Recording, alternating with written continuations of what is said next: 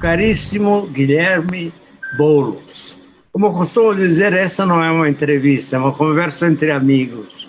Quero deixar claro desde já que a revista vai apostar na sua candidatura em companhia de uma grande amiga chamada Luísa Erundina. O prazer e a honra imensa que é contar com o teu apoio, da Carta, com toda a tradição democrática que tem, nessa caminhada, nessa batalha para disputar o espaço e o poder na maior cidade do Brasil, numa das maiores cidades do mundo. Eu acho que o Brasil vive de ilusões. O único caminho possível é o do confronto. É o confronto. Não há outro caminho possível. É a leitura que pauta a minha atuação política desde que eu a iniciei.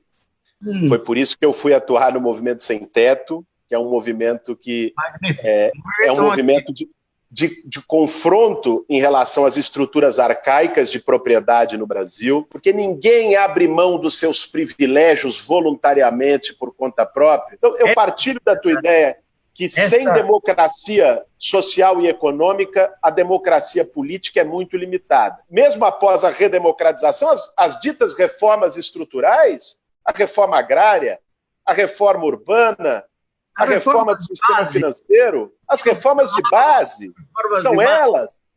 A reforma tributária para que os super ricos começassem a pagar a parte da sua conta no Brasil. Nada disso aconteceu.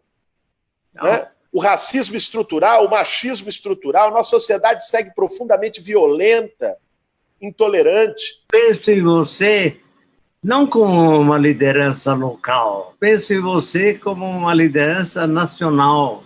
E espero que você consiga chegar a tanto. A minha torcida é nesse sentido. Eu fico muito grato, Mino. Fico muito grato. E o lugar que nós queremos construir também é esse, que é um lugar de contribuir para um processo de renovação, de oxigenação de um projeto de esquerda no Brasil, que tire a lição do que a gente viveu desde os anos 80 até aqui, saiba valorizar os acertos, as experiências populares importantes que aconteceram, dentre as quais, inclusive, o governo da Luísa Erundina, aqui em São Paulo, colocando o poder público da maior cidade do Brasil a serviço da educação do povo. Quando decidi ser candidato a prefeito de São Paulo, foi com a perspectiva de um combate radical a essa desigualdade. Pobres podem e devem morar no centro. Nós temos que pegar os imóveis abandonados, mais de 40 mil imóveis abandonados no centro expandido de São Paulo, e é o que nós vamos fazer, ganhando a prefeitura, desapropriá-los, requalificar e botar pobre para morar no centro. Isso em Nova York se faz há muito tempo. Isso nas cidades europeias se faz há muito tempo.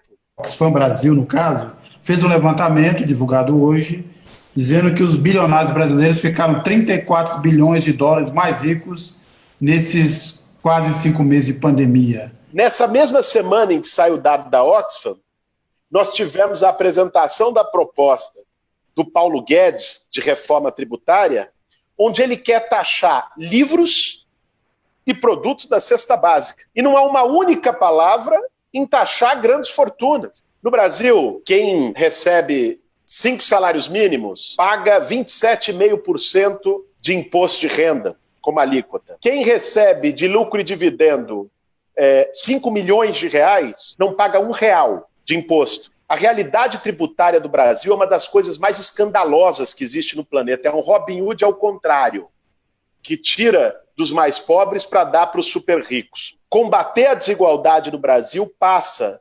decididamente por revolucionar a maneira como o Estado se financia.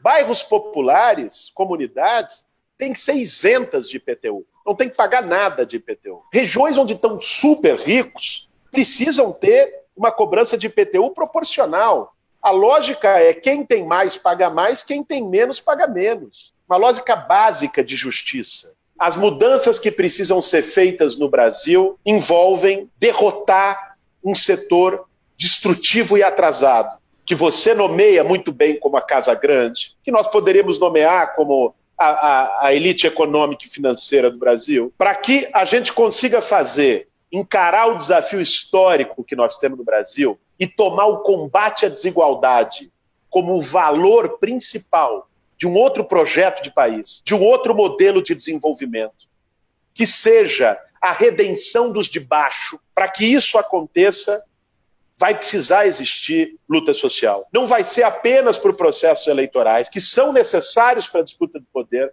mas precisam estar calcados na mobilização da sociedade. Disputar a solidariedade não como um gesto individual, caridoso, mas a solidariedade como princípio organizador do Estado e da sociedade brasileira. Paulos, muito obrigado. Falamos bastante. Muito obrigado pela tua entrevista.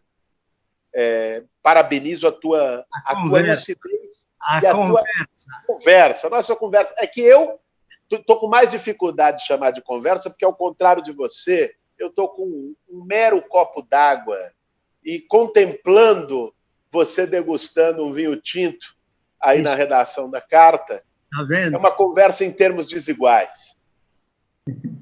A nossa. Obrigado, Nino.